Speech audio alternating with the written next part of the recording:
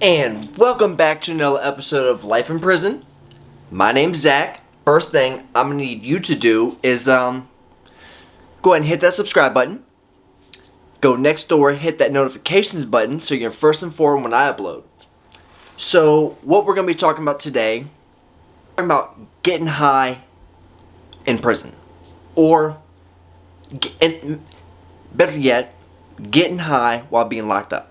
While you're incarcerated, there's only a few things that you can more or less get your hands on, right? Tobacco being one, marijuana, and then the other drug kind of fall in line. Here at the regional, it's kind of like a brewing ground for crackheads, alright? Because not only do you have the people on the misdemeanor side that are coming in and out, you got the weekend warriors, the ones that only come in on the weekend. You got the ones that are fresh in. Then you got the ones that kind of walk the halls and, do jobs and whatnot. So things get moved around a lot. But the problem is price, okay? So think about here on the streets, right?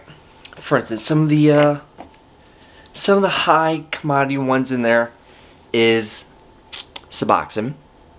Then you got K2 or Snape. Then like the fentanyl stuff now. Yeah, weed's around and whatnot, but it's a little bit harder to get in, okay? So with tobacco, it's everywhere. So you got the COs that, first off, there's a thing that's called re-rub, okay? So what re-rub is chewing tobacco, alright? Either the CO spits it. Most of the time the COs that walk around, they have a soda bottle or a can, whatever. And then they spit this chewing tobacco into these cans and bottles. So what the inmates do is they go rummage through the trash, find these spit bottles, dump the contents out, let it dry, and then roll it up. Hence, re-rub. A lot of you are thinking that's very disgusting, which you're absolutely right. To take more or less someone's spit and then to smoke it, that's practically what you're doing. But, mind you, if you can't get tobacco, people will make sacrifices. So, re-rub is a high commodity. So, a Cadillac, that's what they call a full cigarette. A cigarette's never been touched, altered, whatever. A full cigarette's Cadillac. They go for about $10, $15. Now, if you want to break that down, you can take a regular cigarette and make 3 joints. Then you can sell those individually to, $3 to $5, $10 if you get lucky. If people are really fiending more or less. So you got the tobacco use. Now, if you can go ahead and get a CO on the team and bring your stuff in, then it'll be so much easier. You can just have a pack of cigarettes. But a pack of cigarettes goes for, $200 to $500 for a whole one. Then you need a lighter. It's a little bit harder in jail because you don't have individual outlets in your cells. So in jail, how you would get a flame, you can either pull your light off the wall, because the lights are screwed in by these really tiny screws. So some cells, you get lucky if you can pull the light off. I mean, they check it all the time, but some people can, rig some stuff up so they can get their little lighting off.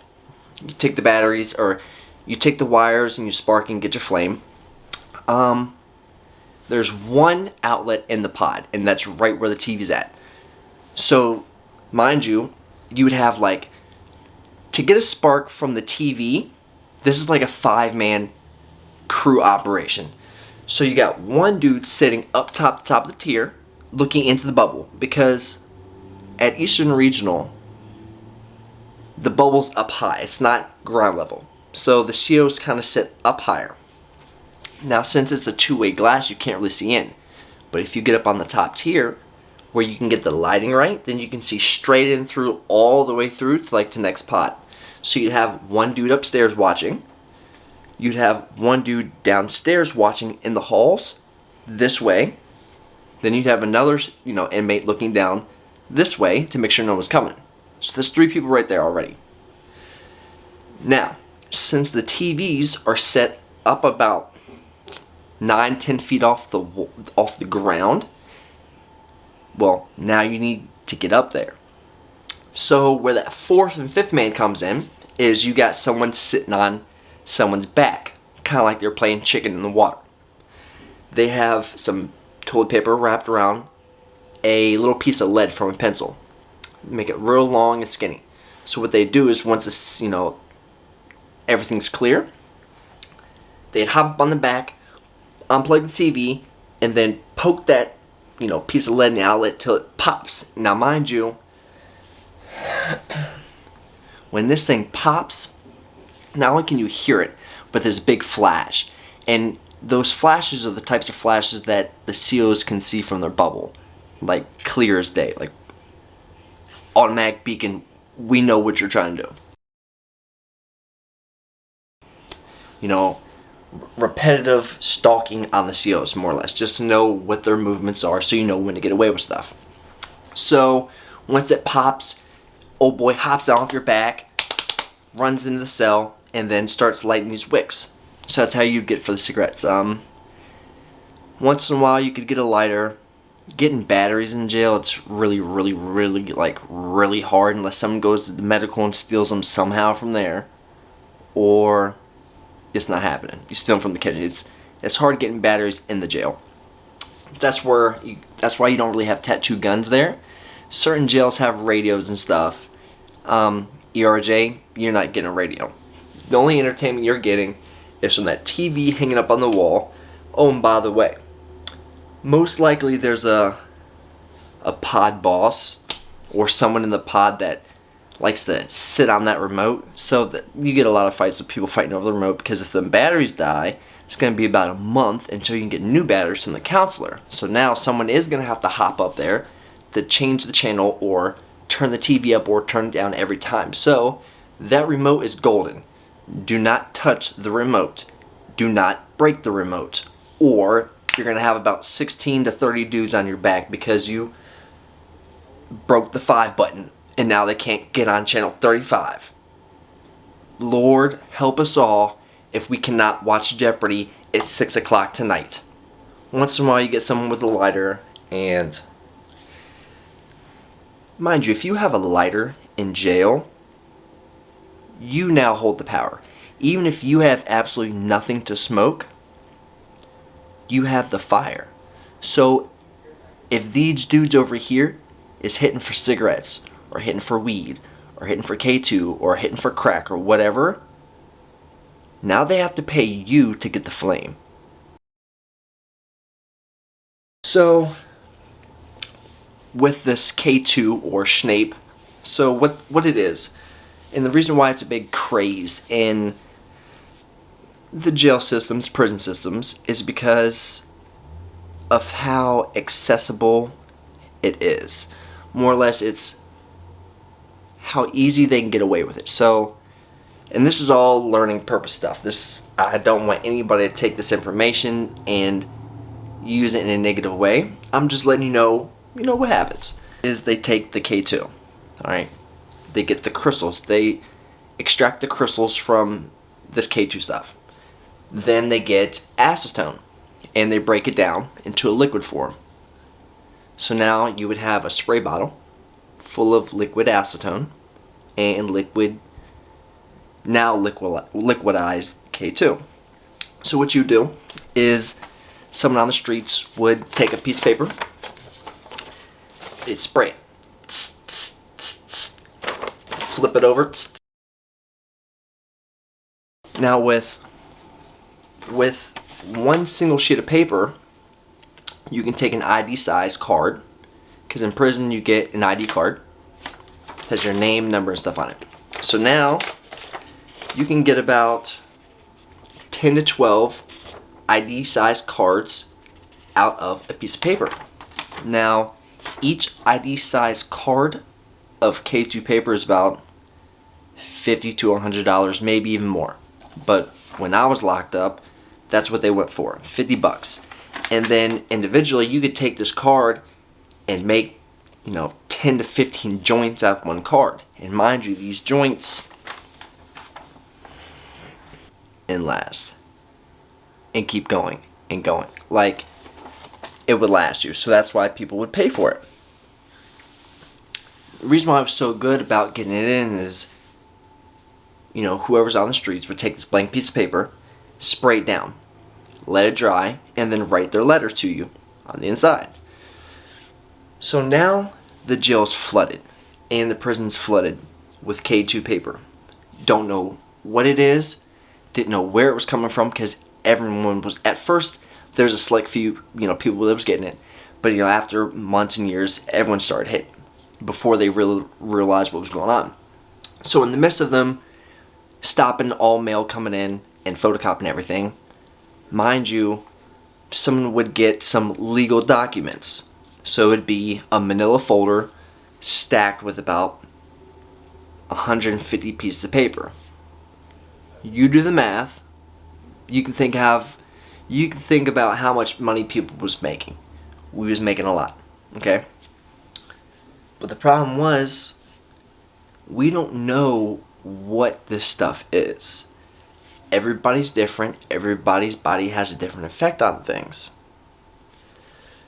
So you can imagine, once people started smoking this stuff, how crazy it made them. Mind you, I've talked about in a previous video how people would be butt naked, run around the pod, swimming, see people pale white, throwing up, you see people nodding out, and it's like everyone was different, you know what I mean? People getting tattoos on their face, people acting real crazy. Any substance you put in your body can be addictive. But if it's something that has addictive traits, then it's even worse. So now, you've got some crackheads running around, and people would withdraw from this K2 stuff. Like this Schnape, people would withdraw from this stuff. Now that's if, that's all you did was smoke. Like, people are different. I never withdrawed from it, but, everyone's different. And it was funny because they call it networking. So it's kind of like on the streets. You go to your homeboy's house and be like, yo, I'll match you on a blunt. You throw 2 grams in, he throws 2 grams in, boom, you get a fat boy now. But what people would do if they didn't have any but they wanted to smoke, so what they would do is they'd go grab a regular piece of paper, cut it up where it looked like you just bought some Schnape, and come to people and say, hey man, what's up, you trying to match? I got the blunt and I got this 10 piece. You trying to match with me? So now, you break yours down, they break theirs down, you roll it up, and now y'all smoke. Now, of course, since, Charlie's over here is real, but Chris's isn't, ain't nobody know, because now you both high. You know what I'm saying? People would come up with a lot of schemes to get some stuff, you know what I'm saying? It's not even just off drugs, like coffee. When I'm saying, like, if you go to jail, most people that run around are drinking coffee. They're trading off their trays for coffee. I don't be drinking coffee. So what I would do though, since I like cakes and snacks, I love cakes. Instead of you giving me your whole tray for 5 shots of coffee, I'll give you 2 shots of coffee if you give me that cake. Mind you, I love cakes. Like, I love cake. I've seen people snort chili powder. I've seen people snort coffee. I've seen people eat pimples. I've seen people do a lot of weird stuff just to get something that they need. Once you get to prison, it's more... In jail, you can have pods that this person runs this pod, or like this person's the only one hitting here, or this one person's the only one hitting here. And sometimes you can't really get to that. But now in prison, you can get around. So you can actually really make a lot more money that you could in jail. Plus, there's a lot of people in prison that got they've really got some money. So, a couple stories. It's like a family picnic up in Huntsville. So as long as you were good throughout the whole year, there was a couple days in July where you can invite, 4 or 5 of your family members. They come up to this big orchestrated thing out in the big yard. They had blow up slides for the kids. They had face paintings. They had balloons. They had a lot of stuff for the kids and whatnot. So, the loved ones that you're coming to see, your kids could come along and they could have something to do while the adults are visiting their loved ones that's in prison. But sometimes what people's agendas are a little bit more sinister. These pat downs that they're doing on the family members coming in are not as thorough as they do on the prisoners themselves. So, unfortunately, what a lot of these people would do is have their loved ones bring in drugs and stash them on their kids coming in. I've seen ounces of crack. I've seen ounces of dope. I've seen pounds of weed. I've seen hundreds and hundreds of Suboxone strips. I've seen pages and pages of K2. People would sneak in watches, rings, shoes. You know what I mean? Mind you, if I come into prison with these shoes on, they're not going to think I'm going to swap you out shoes. So now I just swapped out my state shoes for a pair of $200-$300 Jordans, which now I can now flip for another $500, $600, $700. People get a lot of ingenious ways to bring different things in to make money in a prison. And it's not just always drugs either. Like I said, watches, commodity. If you can get different colored shoes, that's a good thing. And a lot of these gang members, they would then buy these different color shoes, these red shoes that go with their red bandanas, these blue shoes that go with these blue bandanas. People that like dressing fly on the streets is no different than being in jail or in prison. People want to look the best that they can. That's when the stealing starts. And mind you, as I said before, you don't want to steal in prison. So not only do you not want to steal in prison, but you also don't want to become a crackhead. Because if you're in prison, you have no money, now you're high and you want more. What options do you have? You don't have many. The only thing you do now is steal. Xbox is missing. CD player's missing. Shoes missing. Your watch missing. Now, you've got these random thefts all over the prison. Because you got about 10 different crackheads running around being sneaky. Super sneaky. So sneaky that you could go off to the shower real fast and your Xbox and your boombox would be going out to your cell and no one saw it. Sometimes the COs would actually be helping the inmates out too, some of the COs, they know how things go. If you steal something from somebody, there's repercussions and consequences. Sometimes the CO would let you go ahead and beat they ass and not report it just because they know there's rules and regulations you do, and there's some things you just absolutely don't do. Don't become a crackhead in prison. But it was the funniest thing because it's funny seeing people try to smoke crack while incarcerated. So what they would do, they'd get the toilet paper holders, the little tubes. They poke their little holes in it at the top. Then they get a seasoning pack. Open up the seasoning pack, and inside you got this little foil with the seasoning in it. They'd strip all this stuff off, and now you've got this aluminum whatever it is, stick it on top there. Then they put their little stuff on it, like a little steamroller. Then they'd smoke it. Mind you, COs is always walking, so you always knew which ones was high because the door would be shut. The cell door would be completely shut. Then they'd have a towel hanging from their window so you couldn't see who was doing what. But then they kept peeking out the window like some real crackhead stuff. COs, did the COs leave? Did the COs leave? You just mess with them like, nah man, he's still over there. And you're like, and then run back to their cell. Then you got the ones that would just come out and start rapping. All of a sudden they'd be rappers, and there's a lot of people in prison that thought that they could rap. You know what I mean? Some were good, some were not so good. Now you really got these people that are getting addicted to this stuff.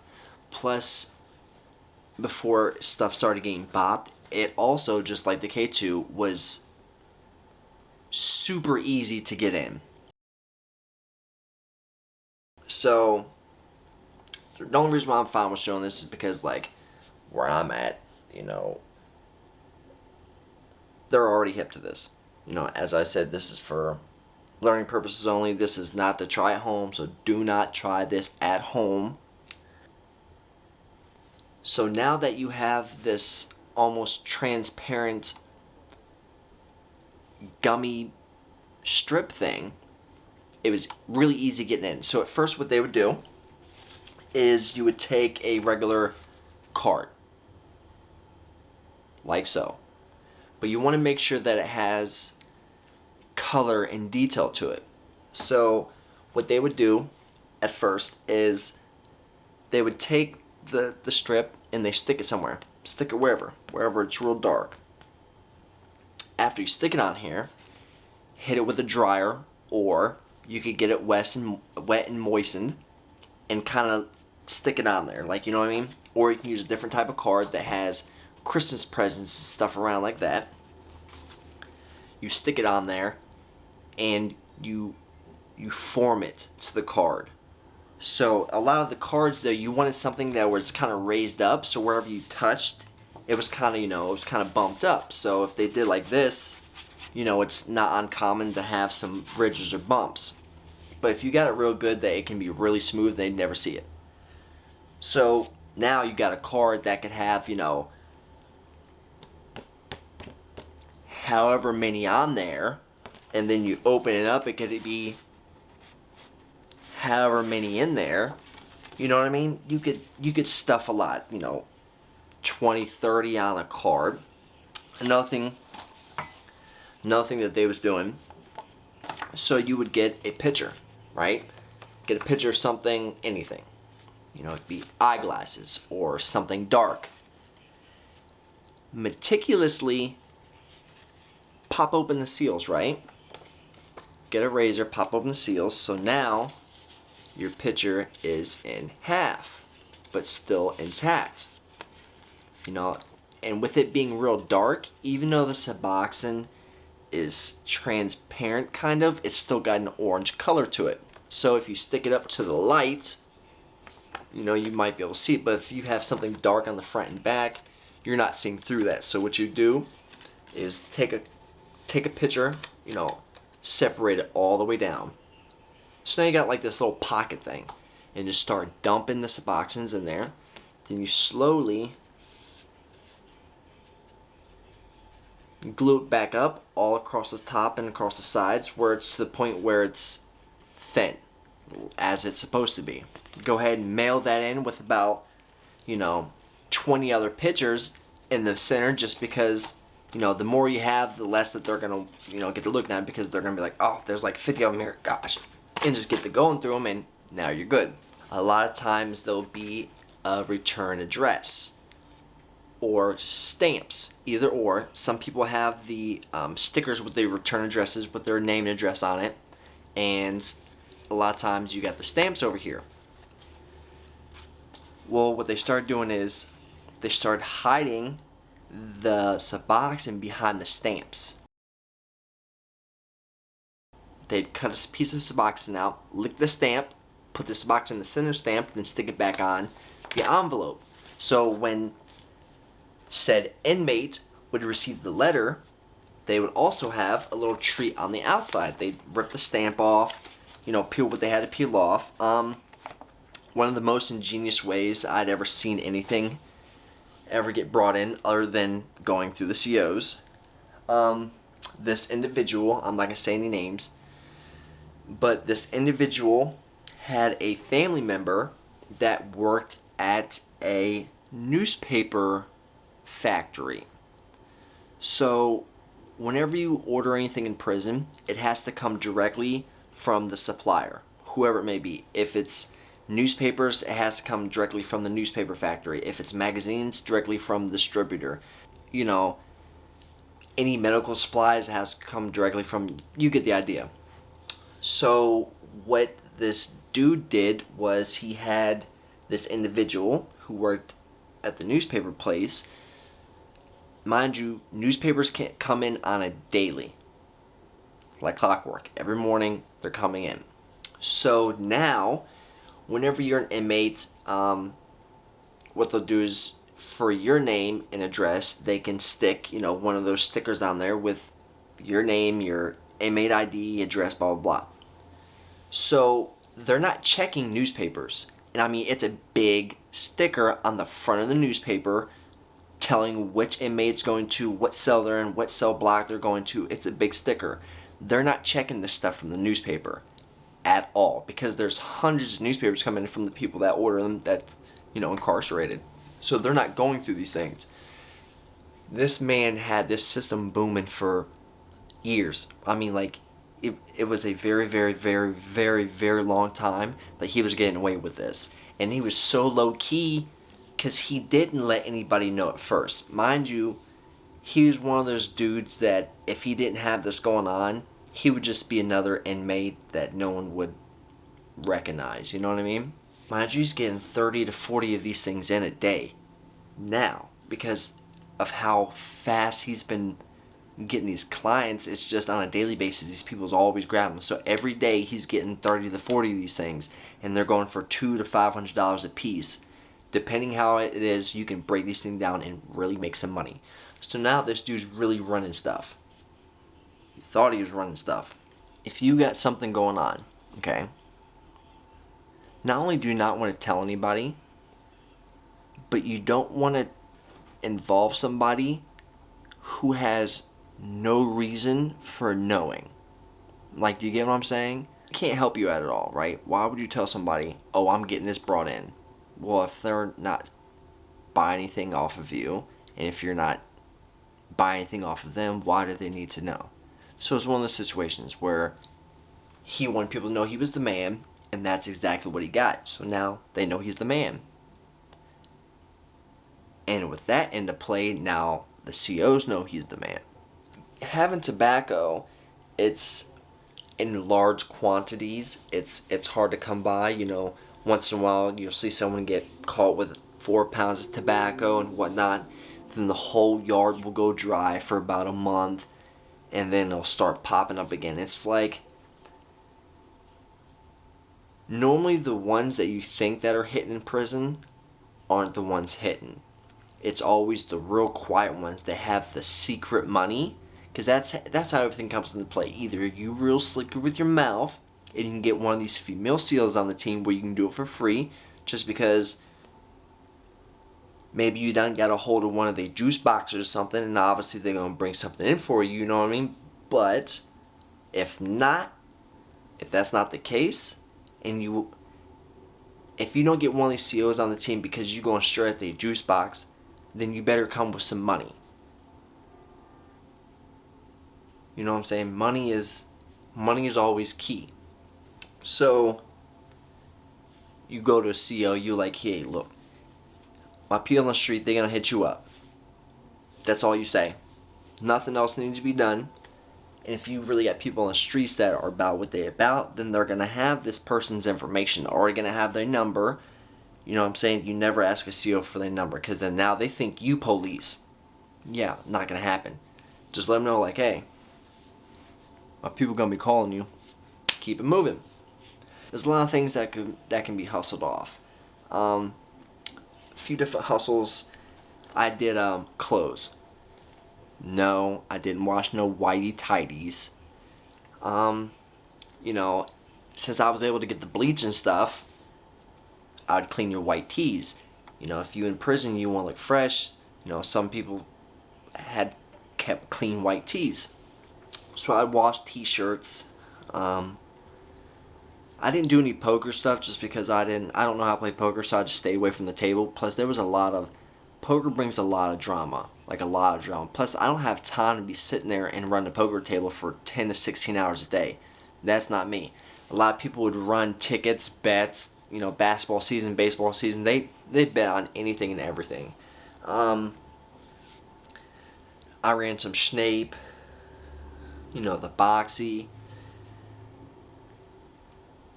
It's the only way to really make some extra money. As I said before, my parents would send me in money, but $30 to $40 a month isn't really getting far. So now I've done saved my money up for a couple months. Now I can put a down payment on this sheet of paper and make a couple $100 just to get by and keep going. Plus, it gave me a chance to save up my money, so when I did come out of prison, I actually had some money saved up so I could start doing things, get some clothes, get a phone and whatnot. Thankfully, one of my dogs actually gave me a phone when I first got out. Cuppy, Josh Cup. Him and Marta Ramirez, So I definitely got to give them props for looking out for, a brother whenever you hit the streets, because a lot of times they ain't doing that. You don't really see that. A lot of these dudes will come out and everyone's got different circumstances. Not everyone's got the same opportunities as others, but I try to help people as much as I can. It's just sad when you see a lot of these dudes that they might have been getting money over here, but now they messed up in the game, and at the end of the day, there's only so much that I can do. You may be my brother and stuff, but you the one that's gonna have to want to do more. Like when I see people starting going downhill, the first thing I'm gonna do is I'm gonna cut ties. Like, I'll help you, but once it gets to the point where I feel like you're taking advantage of me, then I have nothing for you. I'm gonna help you grow like you helped me grow. But once I feel like you pulling me back instead of forward, I'm cutting ties. There's nothing else I can do for you. You're gonna have to want it yourself, and I'm not gonna do it for you. I had to stand on my own 2 feet to get to where I'm at, so I'm definitely not gonna drag you along with me, because that's just a ball and chain. I don't need that. You know what I mean? There's a few traits that I've just never abandoned yet. I do not have slides. I do not leave out my house in slides, because if you were to get into an altercation, you have no grip. Toes is all skinned up because it looked like you tried Fred Flintstone and getting out of there. Like, you don't want to fight in some slides. Don't leave out your cell in some slides. Never leave out your cell unless you got your knife on you. You know what I mean? If you leave in the pod, you better make sure you got dog with you, because you never get caught lacking. There's a lot of people get a bad rep, DMI always got a bad rep because they like jaying people out. You know what I'm saying? The motto is, you don't take no L's. You never take no L's. And a lot of people be like, oh, you can't stand on your own 2 feet, or y'all always do this. No, it's simple. It's respect. When you say this, you put respect with that. Simple as that. Nothing making hooch or making toilet wine or that. I only drank once. I'll be honest. I drank once. And that wasn't till the end of my sentence. That was actually while I was still in the hole up at Mount Olive. So there was this dude. His name was Cleveland, right? A little crazy. He was a little crazy dude. Like, he went in. He slipped out his cuff.